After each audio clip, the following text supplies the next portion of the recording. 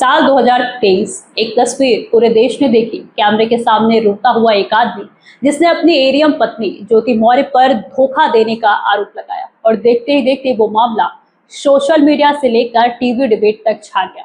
उस वक्त लोग दो हिस्सों में बंट गए थे। कोई ज्योति मौर्य के साथ खड़ा था तो कोई आलोक मौर्य के दर्द को सच मान रहा था। लेकिन अब करीब 3 साल बाद वही आलोक मौर्य एक बार फिर चर्चा में है और इस बार वजह कोई नया विवाद नहीं बल्कि उनका एक बेहद इमोशनल बयान है जिसने लोगों को चौंका दिया है। हाल ही में दिए गए एक इंटरव्यू में आलोक मौर्य ने कहा कि तमाम विवादों, court case, social media trolling और रिश्तों में आई दरार के बावजूद वो आज भी अपनी पत्नी ज्योति मौर्य से बेहद प्यार करते हैं और आखिरी सांस तक करते रहेंगे।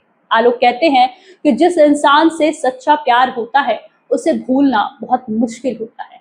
उन्होंने कहा कि उनका 14 साल का साथ रहा, बच्चे हैं, जिंदगी की हजारों यादें हैं और इंसान चाह कर भी उन चीजों को भूल नहीं सकता। आलोक ने बेहद भावुक होकर बताया कि दिन भर वो अपने सामाजिक काम और ड्यूटी में व्यस्त रहते हैं, लेकिन रात में जब अकेले होते हैं तो पुराना वक्त याद आने लगता है। उन्होंने कहा कि हर पति पत्नी के बीच विवाद होते हैं, बस उनके रिश्ते का विवाद दुनिया के सामने आ गया और बहुत बड़ा बन गया। आलोक के मुताबिक शुरुआती दिनों में दोनों के बीच बहुत गहरा प्यार था और जब रिश्ता टूटने लगा तो वही दर्द उनके आंसुओं में दिखाई दिया। इंटरव्यू में आलोक मौर्य ने अपने संघर्ष के दिनों को भी याद किया। उन्होंने बताया कि साल 2010 में शादी के बाद जब ज्योति मौर्य ने आगे पढ़ने की इच्छा जताई तो परिवार ने उनका पूरा साथ दिया। प्रयागराज भेजा गया, तैयारी कराई गई और उस दौरान आलोक ने खुद खाना बनाने से लेकर घर के काम तक की ताकि उनकी पत्नी अपने सपनों पर फोकस कर सके। आलोक कहते हैं कि उन्होंने हमेशा ज्योति का मनोबल बढ़ाया और चाहते थे कि वो जिंदगी में बड़ा मुकाम हासिल करे। अब क्योंकि सोशल मीडिया पर अक्सर आलोक मौर्य के काफिले, बड़ी गाड़ियों और महंगे फोन की चर्चा भी होती रहती है, तो इस पर भी उन्होंने सफाई दी।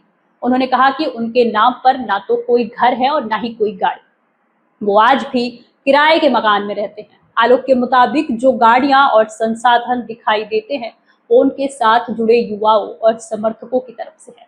उन्होंने दावा किया कि पिछले 28 दिनों में उनके सोशल मीडिया प्लेटफॉर्म पर 80 मिलियन व्यूज आए और यही वजह है कि युवा उनसे तेजी से जुड़ रहे हैं। और यहीं से बात राजनीति तक पहुंची और आलोक मौर्य ने साफ संकेत दिए कि अगर उन्हें कोई मजबूत मंच मिलता है तो वो राजनीति में भी कदम रख सकते हैं। उन्होंने प्रधानमंत्री नरेंद्र मोदी के विकसित भारत विजन की तारीफ करते हुए कहा कि युवाओं को राजनीति में आगे आना चाहिए। लेकिन इस पूरे इंटरव्यू का सबसे बड़ा मुद्दा रहा पुरुष आयोग की मांग। आलोक मौर्य इन दिनों देश में पुरुष आयोग बनाए जाने की मांग को लेकर काफी एक्टिव है।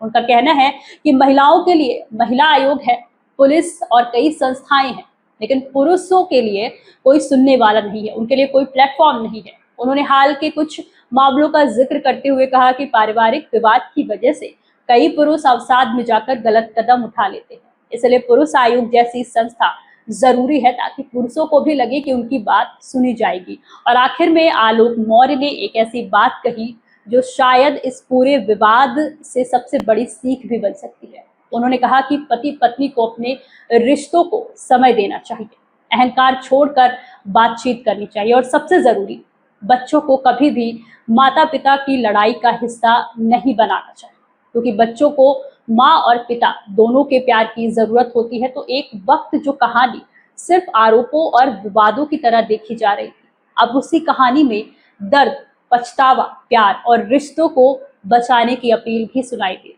और शायद यही वजह है कि आलोक मौर्य का ये बयान अब फिर से लोगों के बीच चर्चा का बड़ा विषय बन गया है। फिलहाल इस मुद्दे पर आपकी क्या राय है, हमें कमेंट करके जरूर बताइए और देखते रहिए अनादि टीवी यूपी। नमस्कार।